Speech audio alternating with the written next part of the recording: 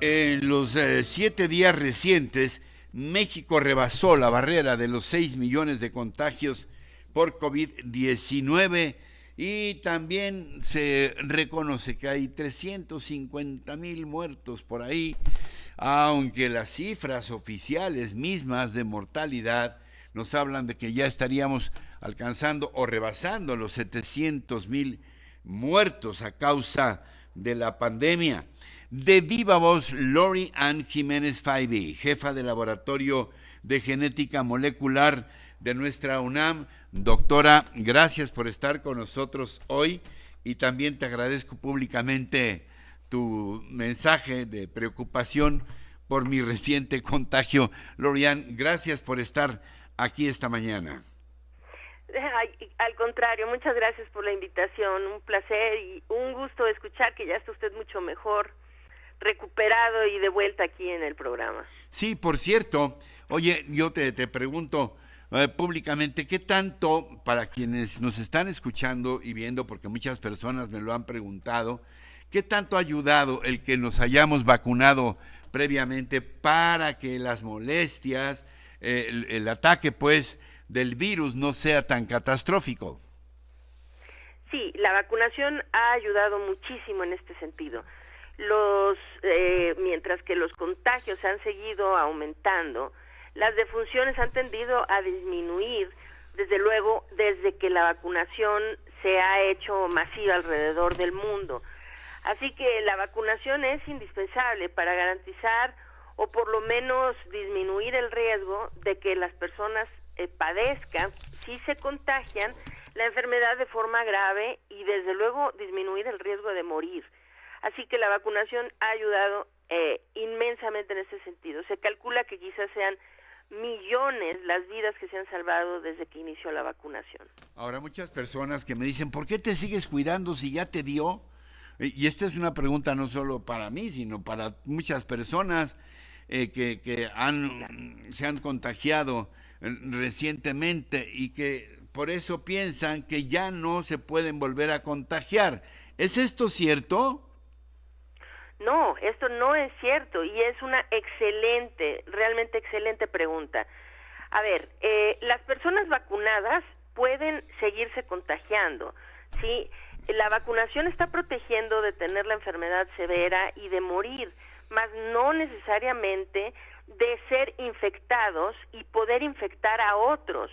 Entonces, esa es una parte. Lo segundo es, cuando se decía anteriormente, bueno, de cualquier manera todos nos vamos a infectar, más vale que nos infectemos pronto para terminar con esta situación, ¿no? Sí. Bueno, pues ahora lo que sabemos es que esto es absolutamente falso, es decir, cada vez conforme el virus ha ido evolucionando y cambiando, cada vez se dan más reinfecciones, porque el virus se ha vuelto más capaz de evadir la inmunidad que se genera tras la infección por variantes previas. Entonces, la reinfección, pero ojo aquí, el punto más importante de todo esto es, claro, las reinfecciones existen, incluso una persona que se infectó durante la cuarta ola, que es la previa, con Omicron, hoy puede reinfectarse con las subvariantes del mismo Omicron.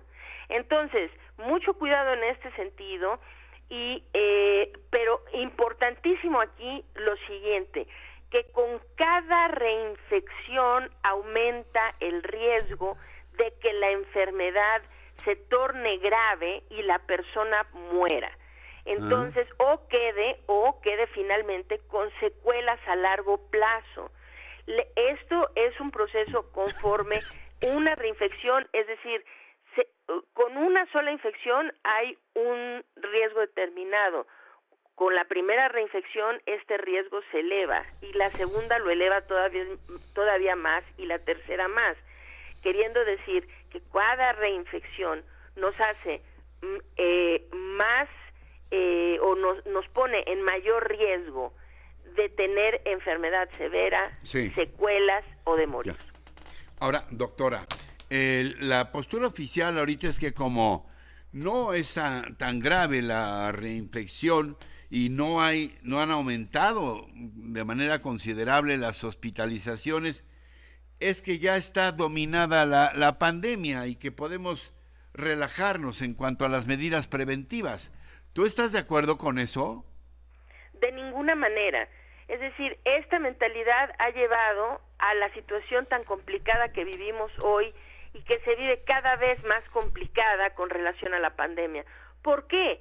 Porque mientras no detengamos la transmisión de este virus, el virus va a seguir evolucionando, mutando y cada vez haciéndose más complicado.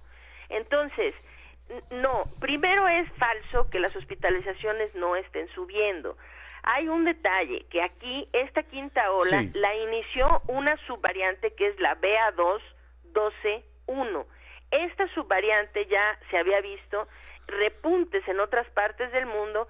Esos repuntes llevaron a aumentos en los casos, pero no necesariamente en hospitalizaciones y muertes. Pero mucho ojo, lo que viene detrás de esta variante es BA5. La subvariante BA5 es mucho más transmisible, más evasiva de la inmunidad y en donde ya comienza a ser predominante, como en muchos países europeos, ahorita ya es predominante, por ejemplo, en Francia, en Italia, en Reino Unido, y en otros países, en Bélgica, en otros lugares de Europa, y donde se vuelve predominante están en aumento exponencial también las hospitalizaciones. Entonces, mucho ojo, aquí en México llevamos por lo menos 6 semanas con una tendencia de hospitalizaciones al alza. Todavía, en comparación a otras olas, las hospitalizaciones parece que tienen un nivel relativamente bajo, pero hay un crecimiento exponencial en las hospitalizaciones, así que esto podría cambiar muy rápidamente y podríamos estar viendo un problema realmente serio de hospitalizaciones pronto si no podemos detener los contagios. En nuestro territorio la subvariante BA5 ya circula y en los últimos reportes que se tienen del Consorcio Mexicano de Medicina Genómica o de Vigilancia Genómica del virus SARS-CoV-2, ya se tenía el reporte que cerca del 20% de el virus que circula en nuestro territorio es BA5, queriendo decir que conforme esta subvariante eleve su prevalencia, vamos a ver más hospitalizaciones. Esto es ya la experiencia que se tiene en otros países, así que hay que tener mucho cuidado con esta displicencia de pensar no pasa nada, porque ese no pasa nada nos puede llevar otra vez a estar en un problema muy serio de hospitalizaciones y muertes si no detenemos la transmisión. ¿Algo más que quieras puntualizar, mi admirada y querida doctora? Algo que nos haya preguntado sobre el actual momentum que estamos viviendo en esta pandemia, que yo me resisto a decir post-pandemia porque no ha terminado. Sí, claro, es correcto eso. No ha terminado, por mucho no ha terminado. Estamos otra vez en un repunte, en una ola muy importante. A decir, y esto es bien importante, la ola actual ya excede todas las olas previas, con excepción de la inmediatamente anterior, que fue la de Omicron original. Así que, pues sí, esta ola ya no es cualquier cosita. Es decir, ya es más alta en su pico hacia donde va que todas las anteriores, a excepción de la inmediatamente previa, ¿no? Pero bueno, aquí una cosa que me parece que es muy importante. La primera pregunta que me hizo fue sobre la vacunación. ¿Qué tanto esto ha influido, no? Y la vacunación, sí, dije, efectivamente, ha ido disminuyendo significativamente las muertes, la enfermedad severa y la muerte, sí. Pero ojo, en nuestro país hay una población muy grande de millones de personas que no han sido vacunadas, y estos son los menores de edad. Los menores de edad, todavía hay millones de menores que no han sido vacunados, y en ellos el fenómeno es a la inversa. En lugar de que con cada ola, después de la segunda, haya ido disminuyendo las defunciones, con ellos cada vez han ido aumentando. Entonces ahora lo que es muy importante es que la gente tenga la conciencia de que tenemos que ver a los menores de edad como un grupo de alto riesgo y cuidarlos en particular a ellos porque no han sido vacunados todavía la mayoría. Y estaban faltando vacunas. Exactamente. Se empezó a vacunar tarde, demasiado tarde y demasiado poco, ¿no? Porque no se ha vacunado a la población entre 5 y 10 años. Apenas empezaron con los de 11 y se acabaron las vacunas. Así que hay que cuidar mucho, en particular a los menores de edad. Doctora, rapidísimo, porque el tiempo nos apremia. Yo al principio, bueno, en los meses recientes siempre estaba muy alentado porque la mayoría de la gente traíamos cubrebocas.